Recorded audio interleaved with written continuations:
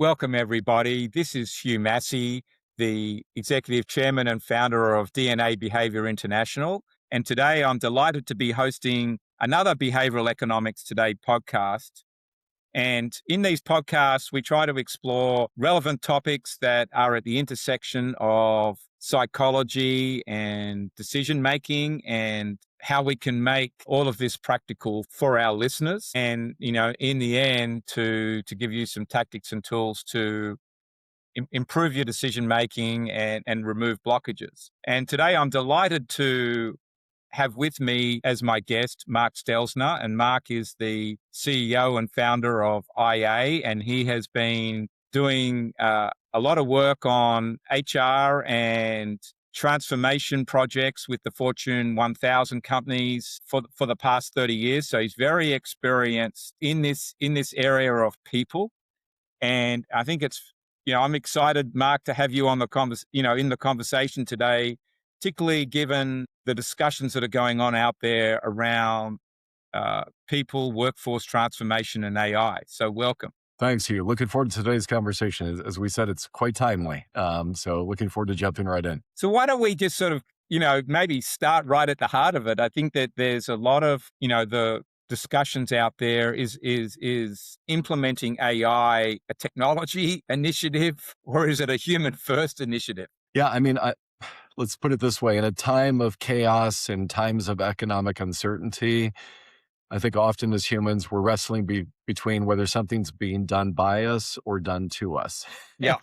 And I think right now we're living in both worlds when it comes to the topic of AI. And a lot of organizations, I think, are struggling on multiple sides of the equation. On an economic side, most organizations would come into 2026 with some semblance of goals, objectives, of indicators of the health of their business. And we would love to believe, Hugh, as you talked about with other guests, that the rational mind would say, these are the pros and cons. These are the catalysts for change. This is the way in which we drive growth, bottom line, top line growth, and of course, make ourselves an employer of choice. Make it a place where employees, who we still depend on in most cases, wanting to stay and bring their best selves and go the extra mile to bring lift and value to us. I think the cognitive dissonance that we're dealing with right now is there's what perceived to be some illogical indicators happening in the market, which is that we're actually cutting people to find the money to pay for these AI initiatives who in themselves have yet to realize the value that the economic investment is intended to derive. And I think it's creating a lot of fear, uncertainty, and doubt. But a lot of it has to do with potentially losing the narrative of what's the purpose of our business? What do we stand for? Within even each business unit or area or geography or market that one supports, what is our true north? What are the units by which we measure success? How are we trend lining? And are we talking about this in a transparent way? Or are we obfuscating some of the behaviors that we certainly were starting to move toward in maybe the prior 5 years? Yeah, I think that, I look at some of that in the wealth management industry where I've been doing a lot of work recently. And there's this concept of the profitability paradox coming with the revenue going down because people can go and get the service online. The costs are going up. And so just growing your organization doesn't necessarily mean that you're going to make more profits. And then there's the whole idea of, okay, you've got to differentiate your service. And how do you do that? And that's going to come down to people and AI and repositioning your people. At the end of the day, you still got to have the people to drive the revenue. Well, I would like to believe that, at least some of the people, right? And I think what a lot of organizations are struggling with right now is what was this fixed, immutable, immovable point in the sky, which is this is what we stand for. These are our value systems. This is our value proposition as an employer. This is our value proposition to our customers. And I think now across the ranks from top to bottom, we're sort of questioning whether that true north is factual. Is it functional? Is it operational? Is it aspirational? What can we really tether to with some level of grounding and consistency in order to give us the mechanism by which, even though it might be a bit of a wild ride to get there, we're still moving from point A to B or X to Y to Z. And I think right now we're moving in so many different directions with so much speed that we might be conflating activity with progress. And I think it's difficult And people are smart, I would say. I think it's difficult for people to just believe that what the organization says it is, it truly is, because they're absorbing the actions, the outcomes. If you're public, they're looking at the performance indicators, they're seeing all the turnover, and the change in strategy and direction is happening with unprecedented speed that we're being run over in the process. And we're really not sure if we even saw the car coming in the first place. And I think that's throwing a number of people in every facet of an organization. Yeah, I think that's the big part there is sorting the wood from the trees out, and not everyone's seeing the convergences that are coming in their industry. And I think you're alluding to, a pretty important point that, to make some of these changes, you've got to have some fuel in the tank, in terms of cash reserves to make the changes, and not just, as you say, fire people uh, to make the changes, or answer to a shareholder or a PE investor that just says, well, let's just slash some costs and then try out something new, but you might have cut off the wrong legs, uh, in in Well, in yeah. in the process. And I think this is what I've been seeing, and you probably, well, I read a lot of Price Waterhouse research. It just seems to come my way. They said 2 years ago, 45% of CEOs of major companies, so the types of companies that you're dealing with, Mark, are querying whether their company will actually be in existence by 2032. And, I think you've got a deer in the headlights syndrome there, and that pressure builds up at a certain point, and they feel I've got to go and do something, but is what they're doing right? Well, and it's this weird self-fulfilling prophecy now, because if you read from all those sources that you're citing, Hugh, that which are filling our inbox and our airwaves every single day, there's the sense as leadership or even as board members that we're already behind. Yeah. Sense is reinforced through every mechanism at every conference. I just returned from a beautiful conference in Las Vegas, of course, with 3,000 C-level leaders. And if we didn't talk about AI, it was the exception to the rule. But when you get people in private and you get C-level leaders admitting what they know and what they don't know, most will claim that they're really not sure if they're making the right decision. They're really not sure if they even understand the mechanics of how these tools function. They're really not sure if they're driving the correct direction. But again, because this impetus for movement and change is so systemic and universal right now, and because we're talking about it everywhere, the feeling is, well, I'm going to have to move. I'm going to have to try. I'm going to have to experiment. So we're thrusting ourselves headfirst, putting a majority, a disproportionate percentage of our capital to work in this category without a lot of demonstrable examples that it actually works. And that's what's sort of fascinating, the cognitive dissonance between proof points and use cases and outcomes against the drive to just go and go and go. Not to mention, those that are socially minded thinking about the energy crisis that we're driving due to the pure consumption of energy that the utilization of these tools is driving. So it's a very strange moment from my perspective to you, certainly. Do you think it's a problem, and and that you're seeing a CEO who you interact with dump this whole AI, transformation on a CTO or that type of person that's more tech orientated, and say, go and figure it out and come back and tell me, what we need to do and what we need to spend. And that person's potentially got a very linear view of the world. And you leave it with a CFO as well. They've got very linear views of the world, and they come up with, well, let's do X. And, as you alluded to, we can get rid of people. And the CEO themselves don't actually understand enough of what the technology is, that in fact they need to do a little bit of experimenting themselves. I would agree. And it goes to this notion of, is this process and use case led or is this tech led? In other words, do we have systemic and inherent challenges across our enterprise that we're looking for solutions for? And AI or agentic enablement is going to serve as an accelerant. It's going to bring us new capabilities, a new mechanism for solving for those issues that perhaps have perplexed or ailed us for quite some time. Or is it that we have this automagical tool that's being brought into the enterprise that theoretically some people or leaders would believe can solve for anything? So start experimenting, start playing, look for problems that we think the tool can solve versus, issues that we know we have to care for. And some of this, Hugh, I think is a lack of prioritization. in terms of, because we're a bit lost right now, and because there's so many economic pressures. We're dealing with tariffs, we're dealing with supply chain issues. Unfortunately, we're dealing with wartime. Yep. And so it's difficult, even in the normal course of business, without this level of disruption, to even predict one's normal business. I'm making finger quotes, of course, around normalcy.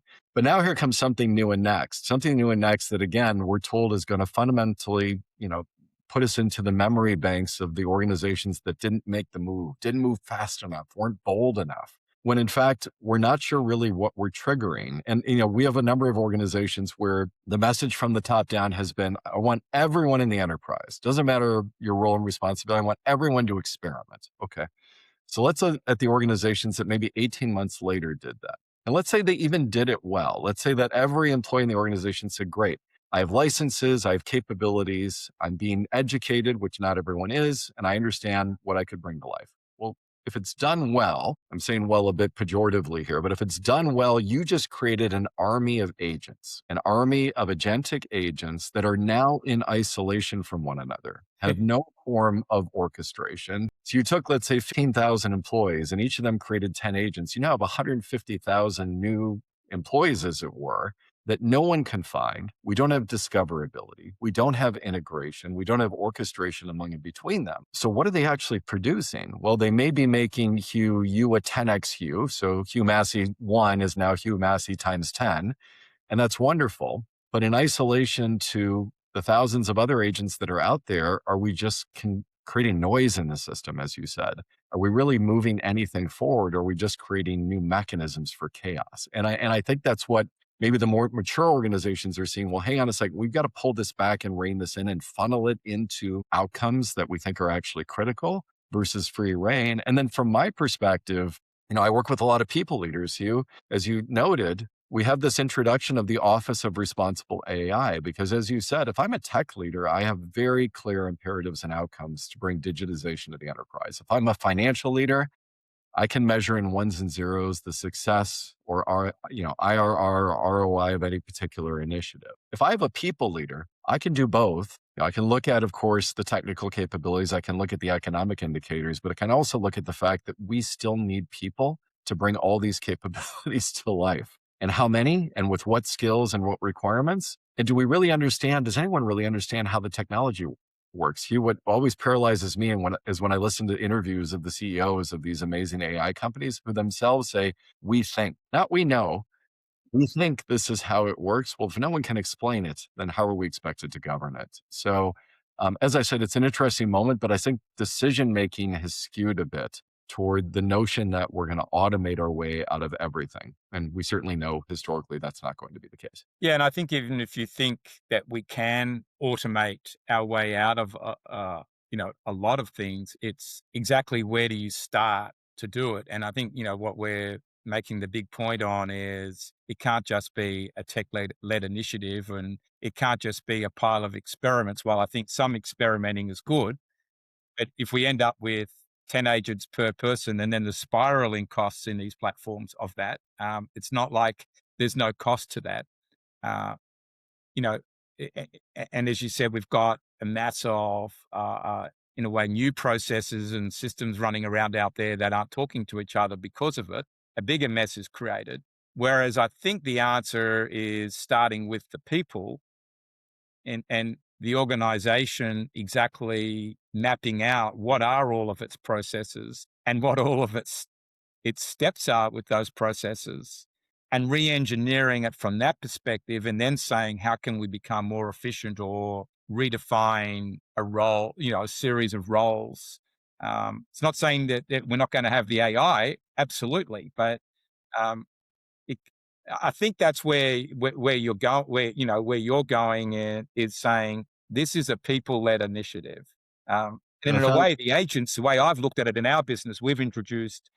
Obviously, we're not 15,000 employees, but we introduced 50 new agents the other day. But it was against our organization chart and against the future of the business.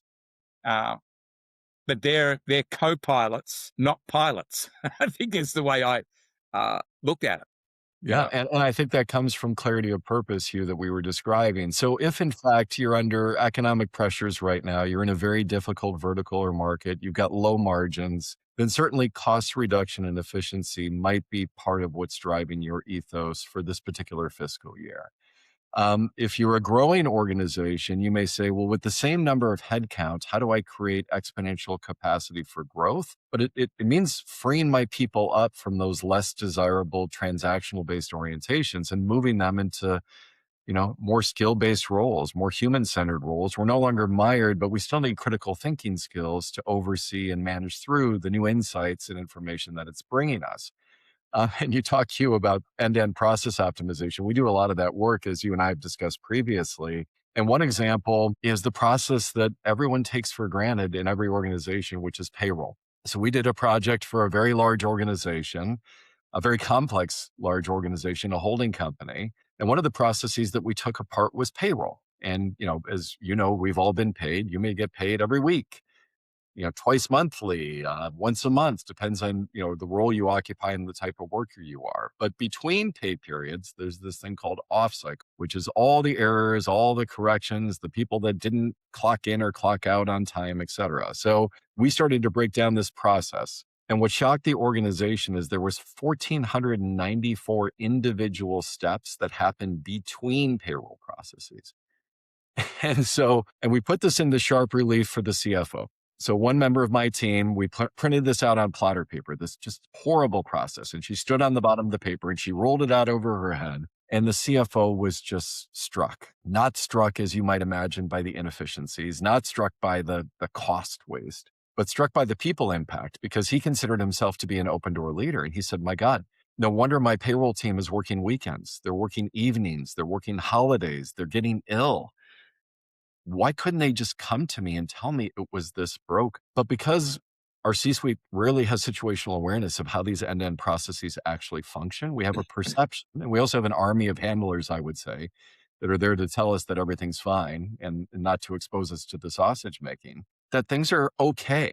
But once you put that into sharp relief, once you literally write it down, we're HR private investigators. We're, and then what, and then what, and then what happens with each actor as each step. You can clearly target things that should stop immediately. You can clearly target areas where the intervention of AI makes perfect sense, would bring efficiency and effectiveness. And you can clearly say, gosh, with this amazing payroll team, I would rather have them focus on people-centric outcomes versus data crunching. The fact that why are our managers not holding our employees accountable to punch in and punch out on time? What can we do upstream to the system? Not to make this a payroll podcast, Hugh, but payroll is just a processing of everything that precedes it. It's a rule-based engine. That's all it is. But if we don't tell an enterprise story and we can't bring it to the enterprise level, we don't know what problems this amazing technology could actually solve. And this is the groundwork that nobody wants to talk about. Like, this isn't the sexy, fun, exciting stuff. But once you unpack it, you can reconstitute the future state with purpose, with intention, and also make sure that you're protecting the interests of your human actors as well. But I think what you're doing, what we're talking about in there and breaking down and, identifying there's 1,492 steps, which is not necessary. And maybe it should be 50 or 100. Right, exactly. Or depending on what it is, but if we do that, we can now potentially make employees' lives happier, them enjoy coming to work, and they can find a way to, if with the spare time that they might even now have at work, spare time, not having their weekend taken up and being stressed to whether someone's going to get paid or it's accurate, is to be doing something that's more meaningful and productive for the organization. And so it unlocks productivity. It's a bit like the financial advisor wealth management project I'm working on. We can see if we rejig their whole process with AI driven platforms, it's centralized, they get 18 to 20 hours back a week, right? Now, what can they go and do that in? They're all in sales, go and do, one, have better conversations with the client that are more enjoyable, high level, offer value, in fact, and get more fees and serve more people. And I think it's even the same in an internal function like payroll. Yeah, and it's a marriage, Hugh, exactly what you're describing, of capacity and capability. Yeah. So if we really think about if one were to extract their calendar and you were going to say, okay, Between the meetings I attend and the emails that I respond to, what percentage of my time do I spend on what activities? Even at a senior level, I was with the board of an organization a few months ago and had the same conversation. And the C suite had never really thought about it. Like, where am I spending my time? What is my capacity being put against versus the strong capabilities that I have as senior leadership? And what oftentimes people find when they go to the trouble of doing that exercise is we are wasting a lot of time on lower value work Yeah. and lower value activity. Not to say it's beneath us, but we even know intrinsically it's not a great use of our time. How many of us, Hugh, have sat in meetings and webinars, sat on Zoom calls and Teams calls and WebExes where we're multitasking? Our eyes go dead. We look in the middle distance. We're pretending to listen, but until it's relevant to us, it's not relevant to us. So why are we even attending these meetings in the first place? Now, some organizations have gone far enough to say no meetings, no, everything's going to be digitized, no communications. I think that's a failure as well. But if we understand where we're spending our capacity, we can then say, with the capabilities we have, with the continuous education and growth, that the reason that you hired me in the first place, if you can unlock me and not mire me, boy, there's great explosive opportunity for exponential value to be generated. And I will say, Hugh, part of this is just empowering to the lowest level of the organization, the ability for them to raise their hand and wave and say, I shouldn't be doing this. But to do so not in a way that they perceive that if they tell someone it's inefficient or it could be digitized and more effective, that they're putting themselves out of a job. And this is part of creating that safety that if I create capacity, I have more to offer. I have different skills that I can develop and I can bring more versus if I create this capacity, I'm going to show up on a management consultant spreadsheet and you're going to fire 800 of us that do this work. So what are my incentives behaviorally again to bring this economic value forward, to bring ideas forward? Because frankly, when you get people in the room that do the work, they know the work isn't efficient. They know there must be a better, but they haven't been given the platform and permission, dare I say the safety to raise the solutions up to bring that value that we all know needs to be generated. Yeah, so the psychological safety in an organization, that's sort of one of our key, phrases or values is really important. And do you feel, Mark, that that's got to be strong before you can even embark on a transformation initiative, even if it is one like AI, that's going to, affect the positioning of people? That you've got to have Absolutely. that right so that you can actually start the transformation. 1,000%. And that goes to purpose because people will draw in the vacuum of communications, of change, of effective leadership. Everyone's going to draw their own conclusion to why we're doing whatever we're doing.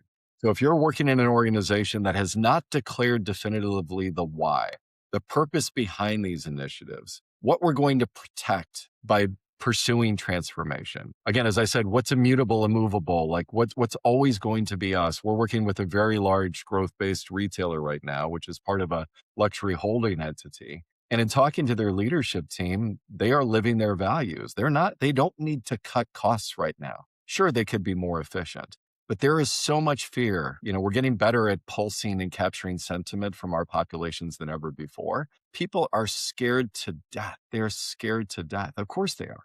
So in that vacuum of leadership and communications, unless we say, listen, we know you're scared. Let's acknowledge that there's fear in this. We also know we're going to do this. So let's acknowledge that it's happening. And then let's close that gap between the fear and the knowledge that we're progressing. But in the process, this is how we're going to behave. This is our human first or human centric approach. This is where we want to empower you. But in empowering you, we're going to create, as I said earlier, we're going to create new skills.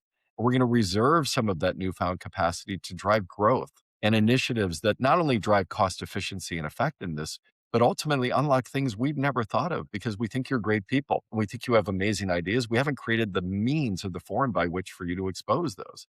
And as you said, the psychological safety to even bring it forward without feeling like I'm walking to the guillotine in the process. Because it seems that with some organizations, the psychological safety is been low for years, right? Would be one, and then you suddenly get management who are probably very results driven, profit focused, saying, "Well, if you don't embrace AI, you're out of here." But no one really knows what that means, and but you then also get organizations that might have been psychologically safe, but now the leaders are feeling pressured by AI. Well, we've got to do something, and we want you to all experiment. And if you don't, show us some results out of that, you're gone. And I think this comes back to what we talked about before, but you need very positive messaging, but also someone that's prepared to look in the organization, maybe from the top down, and look at where's time being wasted, where's all the bloating,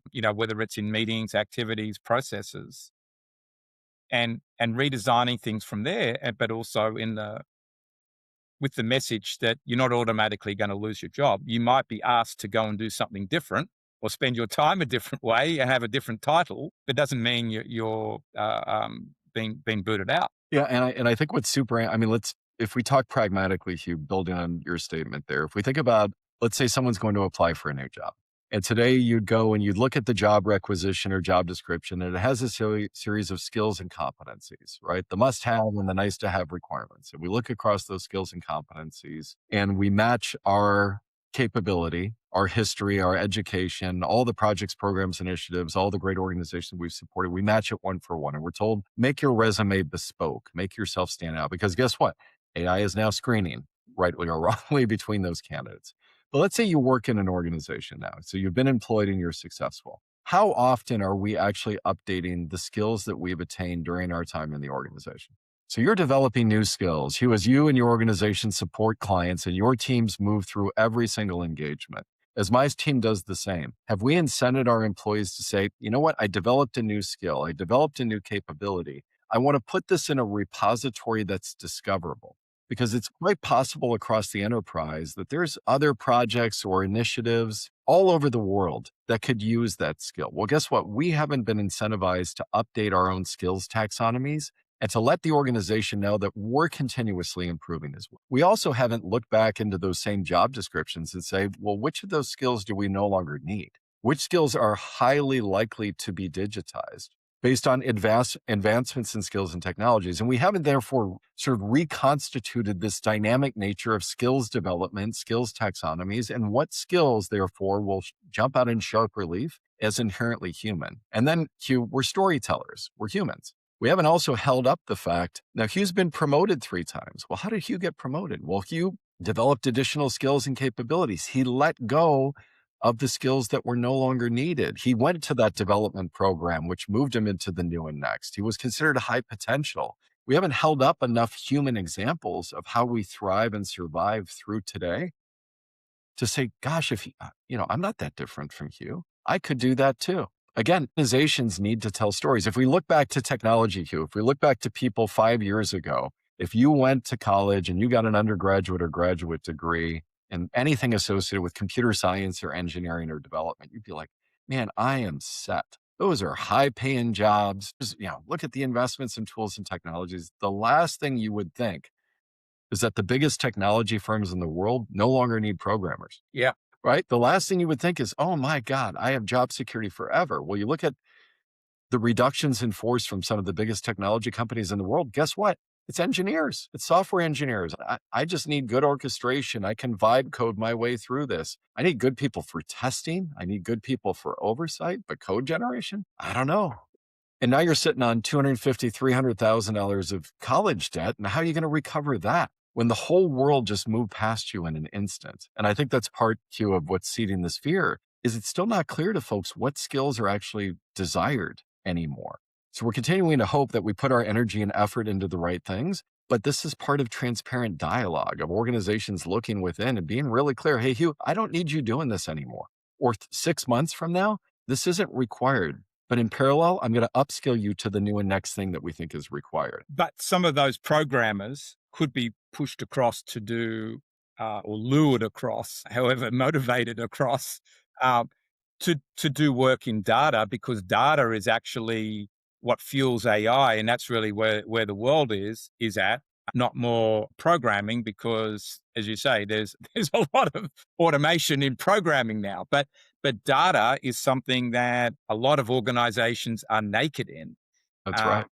And in it's a it's one way, of the engines, Hugh. It's data and content, right? Like, yep. These agentic tools have really key dependency. I look at, I'm not sure if you read this piece over the weekend, Hugh, but the unfortunate, bombing of the school in Iran during the war. If you unpack the failure, It wasn't necessarily Palantir's technology that failed. It's that the data source that Palantir used mischaracterized that as a site to be targeted. They didn't update the database that said this is now a school. So we're only as good as the data and content that we use. I wrote a piece for HR Executive that just went out on authoritative content. If we have bad content, we're going to be given bad advice. If we have good content, we have a higher likelihood of making sure that we know it's Hugh. He's based in Atlanta. He's a senior leader, and I could personalize now, bespoke to you, Hugh, which is different than me, Mark. I'm also based in Atlanta. I'm also a senior leader, but I lead a different type of organization, et cetera. Well, if it treats us as one and the same, Hugh, it's going to make a huge mistake about the guidance and advice that it provides to me versus it provides to you. So the engine of all of this is the need for data that we trust, data that can be used to drive good decision making, and content that we trust. That data and content, when combined, can bring context to these engines that's actually helping us make faster decisions. Not all the decisions, but faster decisions. And that's becoming, what you've just said there is becoming a bigger and bigger message out of our firm around behavioral data. And how do you get, a behavioral data element into the databases of every organization? Because if all these decisions are affecting people or are about people or being communicated to people, the content's going to people, personalization, you may as well have the best read on the person. And so, that's part of the message too. And with AI, it's possible to get data into formats and have data assets that you would never have otherwise ever had. 1,000%. And I'd say there's this cognitive dissonance between what we freely give away as consumers versus the protection system of employer-driven data. Yep. Understandably so. I mean, I was presenting a couple of weeks ago with you, and I talked about, hold up your phone and how irritating is it when you have to do an update. So you hit the app store and you say, update all these apps. And if the app pops up and makes you scroll to something before you agree to the app's terms and conditions, oh God, this is one of these where I have to scroll and scroll and scroll and prove that I read the terms and conditions. Nobody reads those terms and conditions. We have no idea what we just gave permission to. It's more of an irritant because I want to get to my game or my social media app or my banking or whatever it is that I'm using. So our consumer mentality is a give to get mentality. We give all this away and we presume that we get something back. Now put this in an employer context with, statutory requirements, compliance, reporting, privacy, all the considerations that we should have as consumers. But we're made to feel like we're slipping into a wormhole. Like, compared to consumers, my God, we are so backwards. We're so behind. Look what I can do in a grocery store versus what I can do in the four walls of my organization. Why are we so behind? Well, the requirements, the impetus, the litigation, the risk mitigation is so much higher in the four walls of the company. But to your point about sentiment, okay, well, let's ask people then. Hugh, are you comfortable opting into this data set? Okay, you are. Great. Let me bring you this type of value and this type of context because you opted in. But the worst thing we do in gathering sentiment for our employees is we do nothing. we gather a lot of insight. We ask a lot of questions, but we're also not like, hey, we heard you. And that's going to drive the prioritization of the next 6 initiatives. So you asked for this, but let me bring it forward. Or Hugh, I'm not comfortable doing this right now. And Hugh, I'll give you a quick example. We're working with a large pharma organization who is centralizing a lot of their support operations to India. 92,000 employees. They're in 96 countries. And one of their concerns is, well, languages. We have a lot of employees who speak a number of languages around the world. So we can use real-time translation services with AI now. So Hugh, let's say you speak Portuguese and you call this call center in India, which speaks English. All right, I can use this AI engine to translate, and it's relatively decent. But let's say you're not comfortable with that. Let's say you want to opt out. Well, what do I do then? Because I only have an English-speaking contact center. What do I do? Well, guess what I need to do? I need to use Language Line, and I need to conference in someone who speaks Portuguese. Or the fact that there's latency with the AI translation. How frustrating is it, Hugh, if you're a consumer and you speak Portuguese, the AI takes it, translates it, reads it in English. You listen to all this, by the way, as a consumer. So what would have been like a 30-second call just went into a 5-minute diatribe because you don't speak my language. Well, what were the economic incentives? Go to the lowest cost labor arbitrage center, centralize with one language, bring digitization forward. But did we create horrible consumer or human experience along the way? Probably. We may have solved one problem, but we created a different one. So are we really listening and understanding, again, the behavioral heuristics expectations of our customers? Oftentimes, again, we're moving without thinking, certainly. Yeah, because I think there's such a rush to do something, and that these tools, in some ways, they sit there, but they're not proven enough, or they're not executed uh, the right way. And I think in a way, Mark, as I've been reflecting on listening to some of your comments, the whole approach to introducing AI and transforming the organization comes back to deconstructing the organization. Again, looking at its purpose, but deconstructing everything inside, every part of the organization. And in a way, that's data. That's creating data and making that the framework for the decision making, rather than, putting my finger up in the air and saying, well, we'll just go and do X, and that'll look okay. And I think we haven't used the word trust today, but I think this is, we sort of have around psychological safety, but I think trust's a big problem. But I think if people in the organization knew what the data said, and that was communicated properly for their role, there would be more acceptance of this. Yeah, and the great irony, Hugh, is AI can actually help us elucidate It can do all of it. all of this, right? So we can bring signal from noise. We can try to bring it into sharp relief. And the organizations that we're seeing do this well, because there are many examples, Hugh, of people doing this well, they have clear decision authority. They have clear internal governance. So now that we have qualitative and quantitative insight, now that we have the right data and the content, how do we bring this to governing bodies where their burden of leadership is to make these decisions? Because arguably, Hugh, you've been doing this a long time. We're always making imperfect decisions. We're always looking, by the time we get a data point, it's already the past. So is that going to be a predictor of future behavior? But now we have an ability to model and scenario plan. I'm seeing more organizational design and org effectiveness work in my domain than ever before. But these are cross-functional skill sets. This isn't about a technical capability. The tools can do a lot, and they are powerful, and they're growing in power. But we need to point the tools through internal controls and governance, through clear decision authority, toward the problems that we think really generate value, however value is measured. And in some organizations, I'm sad to say it, they are signaling that humans don't matter.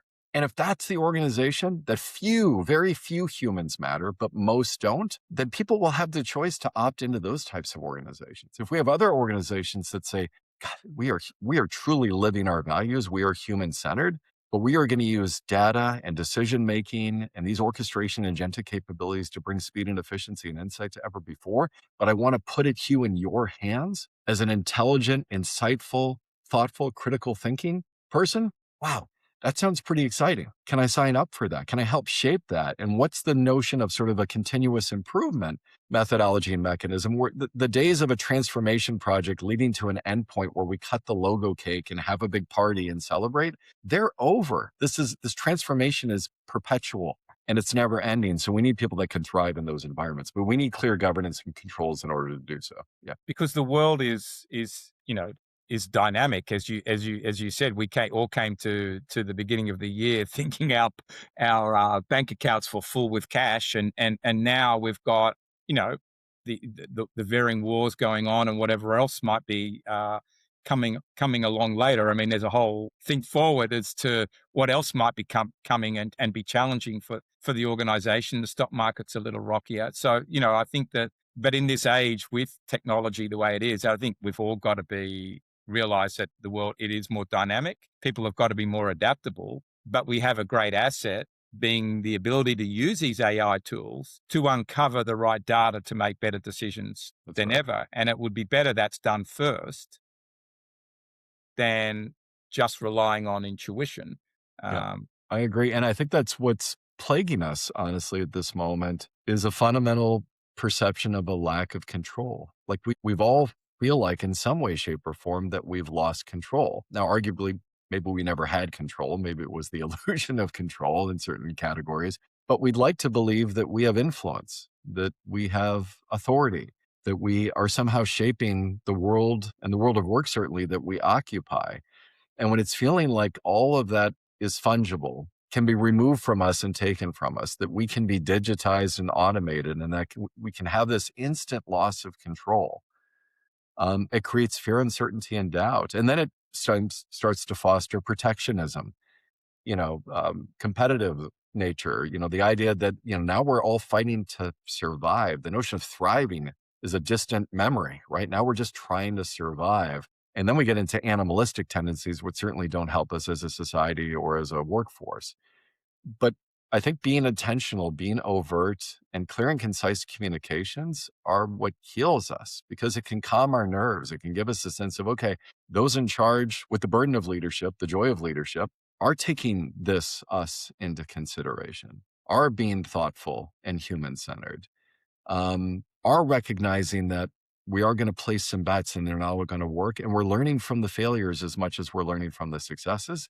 That feels pretty human centered to me. Yeah, I think that the one thing I'm seeing is with the technology tools that are available, which a lot of them have, are AI powered, that this all can be done in a way in which is more, presented in which is much more unique to each person in the organization. Whereas in the past, it would be, I could remember my days at Arthur Andersen many years ago to be sort of, you got this memo that everybody has to absorb and read the same way, but we're all different and everybody picks up a different message. But, I think comes back to the data. And if we know all the people in the organization, we've got all the tools to communicate that message in a way it's going to motivate each person. And, 1,000%. some will get it graphically, some need to hear it in a story through a podcast. Uh, but all those tools are there to recast what needs to be said to who in 5 minutes. That's right. And again, it just comes back to data. I think the interesting thing out of today's conversation, Mark, as we wrap up, is the power of data in this, and that if that really, managing the workforce, it needs to start with the right data and the right data of the overall organization, and then how do we empower people? 1,000%. And I'd say in that goal of driving hyper personalization, as you've described it, still drive the teams are important. Quickly, Hugh, this conference I was presenting at last week, a gentleman brought up the first job description of a team of one, meaning the job description itself is about managing only a team of agents, not a team of humans. So Yeah. as we isolate ourselves, sadly, as a society or as workers, we still need teams. We still need the power of working together. So the goal is let's personalize, but let's personalize together. But the agents, I think we don't want to get to the place of saying we're not going to have the agents, because they're going to be there. They're co-pilots. They've got a role in the team, but I think this just needs to be thought through how they're layered in much better. And this messaging of sort of saying, if you don't embrace AI, you're out. I don't think from large organizations saying that, and you and I won't say the names, but know some of that being said, I don't think it needs to be said that way. I would think it would be more, how can you increase your results by 10x using AI, not, well, if you don't use it a bit, you're not wanted here. It's not a very empowering message. We certainly don't need to threaten the workforce that already is feeling so much fear and doubt in today's environment. We need to empower them, give them the right tools, the right training, the right context, the right direction, the right use cases. And in doing so, we can unlock a tremendous amount of human potential that certainly remains. And I think that, just to wrap up for part of your, work, Mark, dealing with HR and transformations, I think what we're talking about here is there needs, and CEOs need to ensure there is the right equilibrium between the HR, people culture players in their C-suite versus the information technology and finance people. This isn't just a technology game and everybody else is washed away. There's got to be an equilibrium. Well said, Hugh. Agreed. Yeah. All right. Well, that's fantastic, Mark. It's great spending time with you on this. Likewise, my friend. Enjoyed the conversation. Appreciate it. Thank you for continuing to elevate these important discussions. I really do appreciate it. No, it's been wonderful.